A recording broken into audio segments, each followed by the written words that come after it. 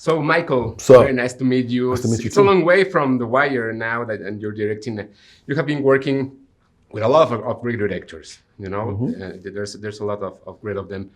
What's the best advice and the worst advice that you have applied on this Creed 3? The best advice. I think the best advice for me is,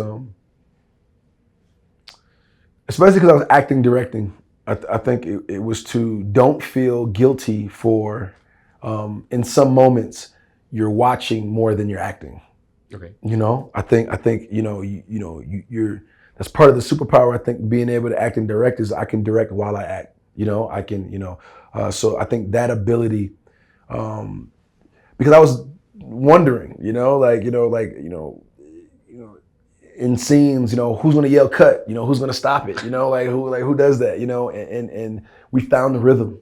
So I think some of the best advice was to don't feel guilty for doing both jobs, and then also preparation. Shot list. You know what I'm saying? Try to get as much. Make a plan as best you can, and then for that plan, have a backup plan, and then have a backup plan for that backup plan.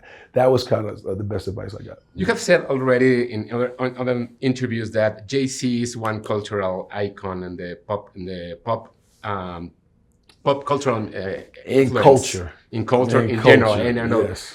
Where do you think that Adonis will be in the cultural panorama around Jay-Z, Kanye, somewhere between? It's difficult because Kanye is a real person, and Jay-Z is a real person, and Adonis is fictional. But I think as Adonis's legacy continues to grow, when we look back at it, not knowing where it's going to go, then we'll be able to answer that question. I think if he continues down his path and being an example for the next generation, I think that's what it is. You lead by example.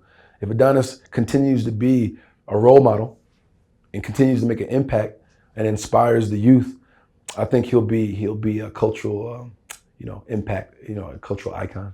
When you see the movie and you see the reference in anime, Hajime, you see Naruto around the room of Adonis. What else do you think that inspired you to make this movie the way it is?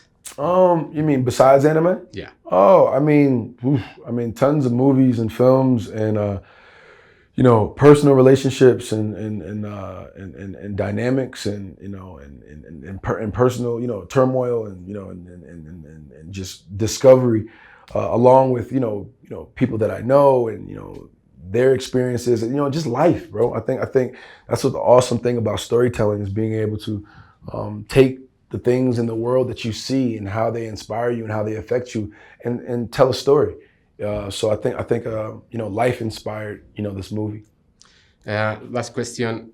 This is your first movie directing, but you also made a commercial here in Mexico, Bacardi. Bacardi commercials, right? You remember that? Yeah, I loved it. That was my first time here.